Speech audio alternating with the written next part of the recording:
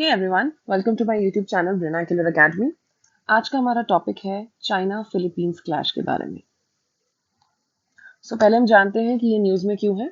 अगस्त 26 को Philippine government ने accused किया है चाइना को कि वो साउथ चाइना सी में काफ़ी अग्रेसिव, अनप्रोफेशनल और इलीगल एक्शंस कर रहे हैं और ये काफ़ी बार बार हो रहा है।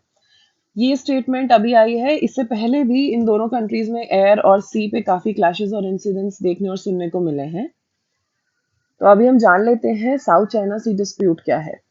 उससे पहले हम जानते हैं संयुक्त चाइना सी की जो लोकेशन है वो कहाँ पर है।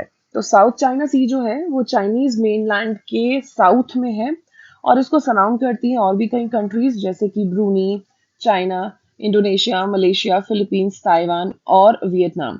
और इन्हीं सभी कंट्रीज का शुरू से ही काफी डिस्प्यूट रहा है इस साउथ चाइना सी के टेरिटोरियल कंट्रोल को लेकर। लेकिन रिसेंट में जो हुआ है, ये जो टेंशन्स हैं काफी ज्यादा बढ़ गई हैं। और इसका रीजन क्या है? एक तो चाइना एक ग्लोबल पावर के तौर पे इमर्ज होके बाहर आ रहा है। दूसरा, ये जो साउथ चाइना सी की लोकेशन है ये स्ट्रैटेजिकली काफी इंपॉर्टेंट है, मैरीटाइम पर्पस से भी, मिलिटोरियल पर्पस से भी और डिफेंस पर्पस से भी। तो हिस्ट्री जान लेते हैं। 1947 में क्या हुआ था, चाइना ने एक मैप इशू किया जिसमें 9 डैश लाइन थी।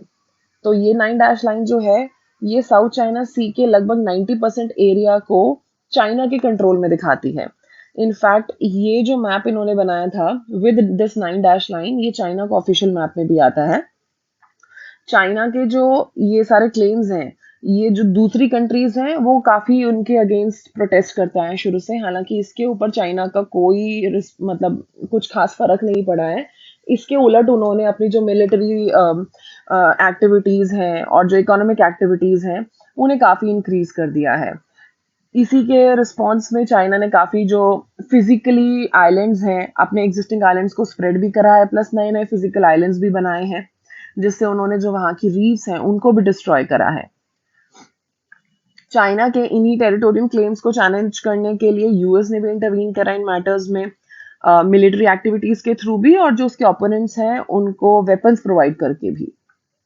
तो अभी हमने जैसे जाना साउथ चाइना सी की इंपॉर्टेंस क्या है।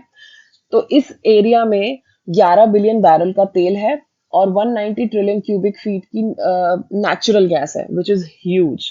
इसके अलावा ये एक काफी फिशिंग पर्पस से भी काफी रिच है एरिया, जो कि अगेन एक मेजर इकोनॉमिक एक्टिविटी हो जाती है।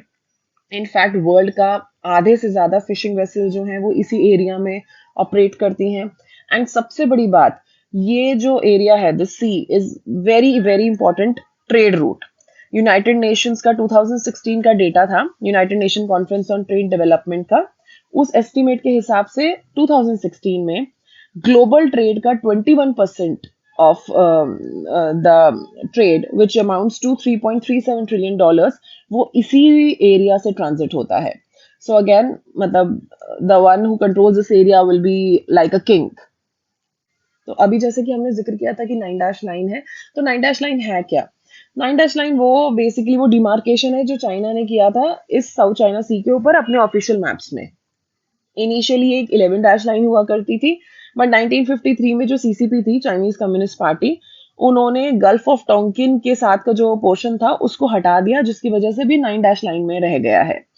अब एक एग्जांपल देते हैं जो कि रिसेंट रिफ्ट में भी हमें सुनने को मिला है। तो वो जो स्कारबोरो शोल का area which is also known as Huangyan island, हालांकि वो फिलीपींस के एक्सक्लूसिव इकोनॉमिक जोन में आता है, लेकिन ब्लीजिंग का ये कहना है कि 2000 ईयर्स पहले से ही चाइनीज सेलर्स ने ह्वांगन आइलैंड को डिस्कवर किया था और उनके पास रिकॉर्ड्स भी हैं ये क्लेम करने के लिए।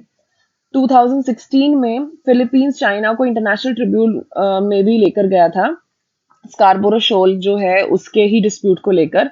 ट्रिब्यूनल ने मैक्सिमम जो डिसीजन है वो फिलीपींस के फेवर में दिया था, बट द प्रॉब्लम वाज कि उनका जो ट्रिब्यूनल का जजमेंट था, हालांकि वो बाइंडिंग था, लेकिन उनके पास कोई इन्फोर्समेंट मैकेनिज्म नहीं था। इसी का फायदा उठाते हुए चाइना ने जो प्रोसीडिंग्स थी उनको ऑल टुगेदर बायकॉट कर दिया और उनका ये कहना था कि ट्रिब्यूनल का जो है उसका कोई जुरिस्डिक्शन नहीं है और इस वजह से वो इस डिसीजन को इग्नोर भी कर देंगे। तो अब बात आ जाती है कि इस डिस्प्यूट को अब रिजॉल्व कैसे किया जाए। तो देखिए, क्विक रेजोल्यूशन तो इसमें पॉसिबल नहीं होगा। एक पॉसिबिलिटी ये है कि जो आसियान कंट्रीज हैं, ASEAN stands for association of south eastern Nations, जिसमें 10 कंट्रीज आती हैं, 10 मेंबर्स हैं। कौन कौन से हैं वो? Thailand, Indonesia, Malaysia, Philippines, Singapore, Brunei, Laos, Vietnam, Myanmar and Cambodia.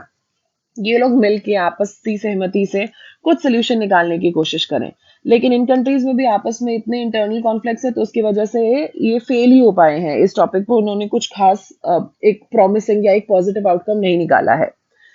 तो इसी वजह से एक पॉसिबिलिटी अब ये आ जाती है कि ये जो साउथ चाइना सी का डिस्प्यूट है, हो सकता है इन नियर फ्यूचर में हमें एक बहुत मेजर ग्लोबल कॉन्फ्लिक्ट में देखने को मिले। So that's it for now. I hope you like my video. If you like my video, please like, share, and subscribe to my channel. And I'll see you in the next one. Bye bye.